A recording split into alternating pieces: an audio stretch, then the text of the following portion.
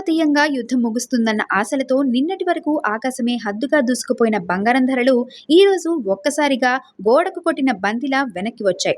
America Iran cease fire ఒప్పందంపై సందిగ్ధత, Hormuz జలసంధి మూతపడడంతో మార్కెట్లో అనిశ్చితి నెలకొంది. దీంతో హైదరాబాద్ లో పసిడి ధరలు భారీగా దిగివచ్చాయి. నేడు 24 క్యారెట్ల బంగారం ధర తులంపై 2,340 తగ్గి 1,51,480కి చేరగా 22 క్యారెట్ల ఆభరణాల బంగారం 2,150 తగ్గి 1,38,850 వద్ద ట్రేడ్ అవుతోంది. వెండి కూడా ఏకంగా 5,000 పడిపోయి కిలో 2,60,000 మార్కును తాకింది. నిన్న 10,000 పెరిగిన వెండి ఈ రోజు మళ్లీ కిందకు రావడం విశేషం. గంటల వ్యవధిలోనే సీన్ మారిపోయి ధరలు భారీగా తగ్గడంతో కొనుగోలుదారులు ఊపిరి పీల్చుకుంటున్నారు. యుద్ధ మేఘాల మధ్య ఇన్వెస్టర్లు ప్రాఫిట్ బుకింగ్ కు మొగ్గు చూపడం వల్లనే ఈ మార్పు వచ్చిందని నిపుణులు అంటున్నారు. నిన్న కొంటే ఏమైపోయేదో అని సామాన్యులు ఇప్పుడు పండగ చేసుకుంటున్నారు. పసిడి పైకి వెళ్లి మళ్లీ వెనక్కి తగ్గడం అంటే ఇదే మరి.